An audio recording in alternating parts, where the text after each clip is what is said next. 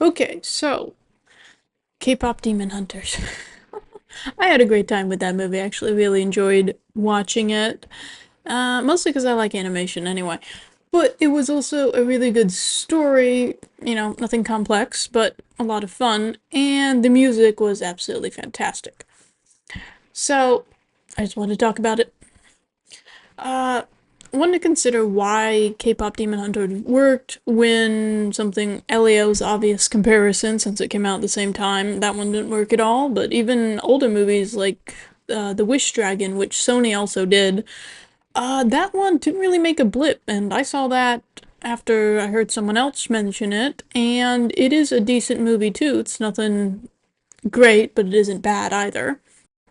Whereas K-pop Demon Hunter, if you like K-pop or anime, if it's in your wheelhouse, you'll probably love it. Whereas you can't really love something like Elio or the Wish Dragon. They're just sort of there. In that way, Kpop Demon Hunter is very comparable to the Spiderverse movie, also by Sony. At least the first one. I haven't seen the second one. I didn't. Yeah. But the first one was such an interesting change in animation and what we're used to seeing in animation here in like Western media, what's done over here, it was a great change to see it going back to its more comic book roots, whereas K-pop Demon Hunter is leaning more into the K-pop, obviously, and anime, while still being, Sony's and Netflix's too in there. Anyway, so I was interested in the movie and wanted to consider what some of the reasons might be for the difference between K-pop Demon Hunter and something like Elio or the Wish Dragon. So, one of the reasons is Elio and the Wish Dragon are both very much kids' movies, whereas Demon Hunter, I think, is a little older. Not adult, we're not quite there yet with Western animation, but we're moving up, and like at preteens to early teens was what I'd assume that's probably aimed at, but it's a step in the right direction. For, Western animation, being able to finally look at animation as something more than just a kid's medium without having to go to extreme vulgarities and, sexually explicit content in order to make the point that it's for adults now. Yep. I think they need to take a few more notes from anime's book in order to figure out that adults can actually think too, not just, watch vulgarity and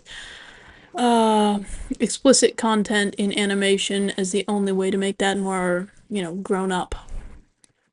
Anyway, so that is not quite where we're at with Demon Hunter, but it's much closer, and I think that probably is what helps it a lot compared to Elio and even the Wish Dragon, which, if you haven't seen the Wish Dragon, which most people didn't, it was actually a good, decent movie. I mean, yeah, it's a kids movie, but it wasn't bad, it wasn't great, it was just sort of there.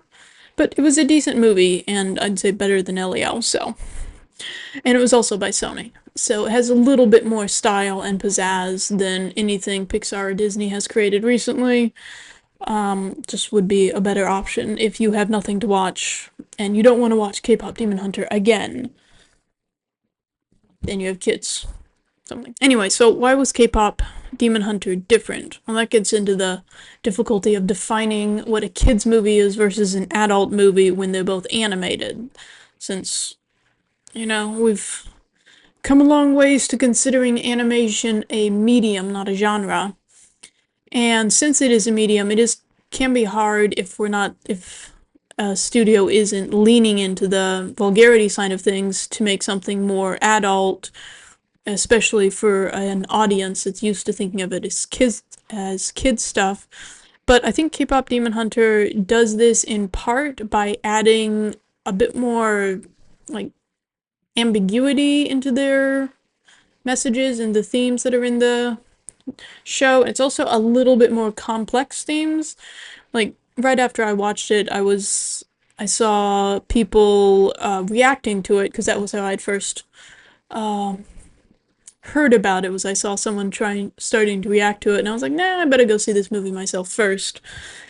And then I was watching a couple other people react to it, and some of the things I noticed was how divided a lot of the people watching it were on the character of Genu, which, if you haven't seen it, you should watch it, the movie, first, before, I'm not really going to spoil anything, but Genu's one of the more, I'd say, complex characters in that, depending on what you think of him, like, going in, you can believe that everything he says is a lie, and he's not sincere at all, or you can watch it and say, like, okay, maybe he's, maybe he's, takes this seriously, he's just, you can come up with your own interpretation of it, which is not something you see in kids' movies. So yeah, that was one of the reasons, is that it has a little bit more ambiguity. It isn't, the musical notes don't tell you what you're supposed to feel at every particular time. There's nothing that tells you, okay, this is exactly what you're supposed to think about every single character. I mean, it doesn't have as much subtlety as, a full adult sort of show, but it has a lot more than kids' movies usually do, and that's why, one of the reasons why I think it separates itself a little bit. Of course, ambiguity is not exactly the only reason a kids' movie is a kids' movie, because most adult-focused movies now don't have much ambiguity either. They're just there to tell you what to think and have things explode in the background. But Kpop Demon Hunter at least has some sense of, not just feeding you an answer, letting you think. Reason number 2 why I think it works better than something like Elio or the Wish Dragon is that it really leans into animation. Well, I say really, it leans in. It's not full anime, which you can look at shows that fully commit to animation, like, I'll put one on the screen. Kpop Demon Hunter, it does lean in and make the characters feel more real even when they look less human. And I'm not just talking about the demon characters, I'm talking about all of the characters, the 3 protagonists, Rumi, Mira, and Zoe. Like, especially the scene where they're eating on the plane, obviously not human proportions, but the leaning in and the almost over-animating it, not over-animating it, but making the expressions more dynamic, less lifelike, gives it a more real and earnest feel, I think. Which is one of the things that Elio and the Wish Dragon, technically those stories could both be like live action, which I say, live action with CGI. Oh, the same way they do The Lion King, where there's nothing there that requires animation because they don't use the full, stretching contract, the like basics of animation where you want to overdo something in order to bring it across the screen and have it feel more real. You want to always overdo motions and actions, and Kpop Demon Hunter, I think, does this well in a way that Pixar especially has just seemingly forgotten how to do. Like, they don't overdo anything anymore. Some of their old movies, they did, but not to an anime degree, I'd say.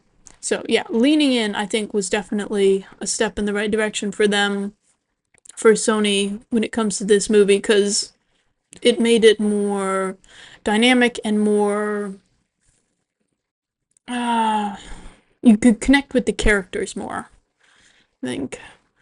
And then number 3, I think, reason why it did better than some of the other movies, animated shows that have been released recently or recently-ish, is that it is very art heavy, which I'd say that, like, the same way Spiderverse is. It was trying something new, and it wasn't afraid to push beyond what we normally would see in Pixar. You wouldn't see those kind of bold colors, the action sequences.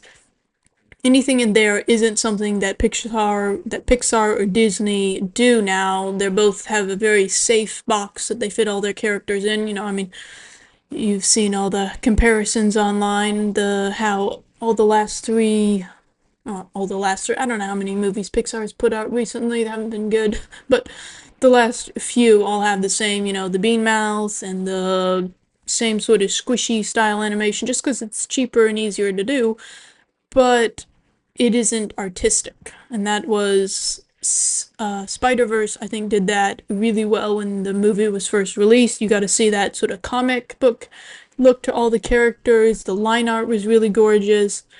The way the characters moved and how they were animated was so unique and different that it really stood out as art, I'd say, as you could take a frame of pretty much any frame of that movie and hang it on a poster and it would look fabulous because every frame had that much detail to it.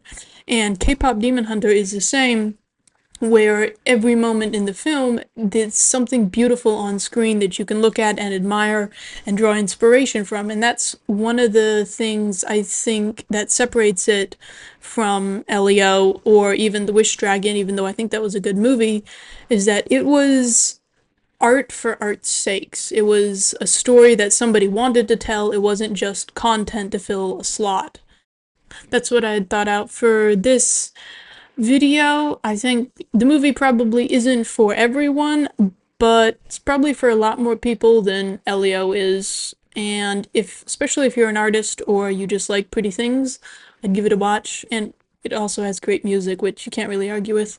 It's not a perfect film, but it does leave enough questions that if you do like it, you would want to see more of it, and you want the story to keep building and to keep going on, keep exploring the universe they started, which is not the same for most other animated or just most other movies in general that have come out recently. They're all pretty blah at the best. Okay, so that's all from me for now. Ciao, ciao.